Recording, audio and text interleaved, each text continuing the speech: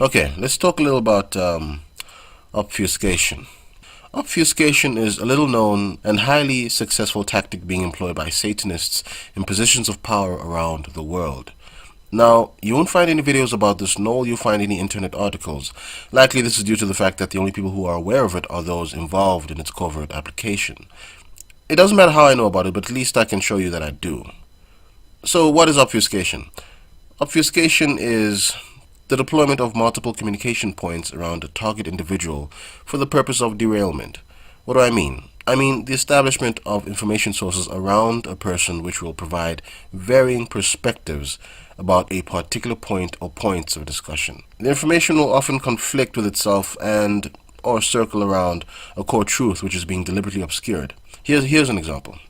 Suppose you wanted to topple the regimes of a certain region of countries and install puppet leaders in the stead of their deposed leaders for the unification of those nations into a unit component of a one-world government of some sort. How would you go about doing that inconspicuously?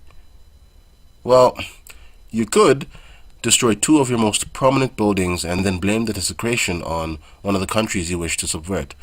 While you employ media outlets to carry out the blame and the accusations, you allow to circulate the idea that the soon-to-be invaded country has weapons of mass destruction or some shit.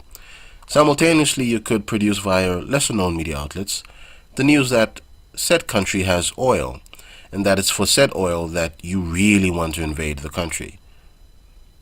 Now, while those stories are circulating, you make the claim that said country is funding terrorists. You know, with all that information circulating, it doesn't matter which stories the general public chooses to believe, as long as their attention is kept at bay from the core fact that you intend to conquer those nations simply for the benefit of bringing them under your control. The very idea of those nations being taken over for your new world order will have been successfully obscured by all those stories. So that's one example of an obfuscated objective, but it's not one which cannot be easily deduced by common sense, so let me give you a slightly less obvious example. Let's say you wanted the world to believe that there was a certain very deadly virus lurking around, a virus which didn't exist. What could you do to ensure that everybody believes it? 1. Use the media. That is the most powerful tool, of course. You need only pump into everybody's minds repetitively the idea through your media prostitutes that there is a very dangerous virus around, that you need to protect yourself from it, that you need to do this, do that, do this, do that, because the virus can do this, can do that, it's linked to this and it's linked to that. All nonsense. But you can also make use of controlled opposition. You could have somebody pop up out of nowhere and claim to have a cure for this virus, for which there is no cure, but have him suddenly disappear. What would this do? It would look to the general public that there is a cure for this virus, but that for some reason someone doesn't want this cure to be found, so they are killing people who speak out about it, right? That's one conspiracy theory which would inevitably result from the sudden disappearance of somebody who claims to have found a cure for a virus which has been advertised as being incurable. A virus which doesn't exist, by the way.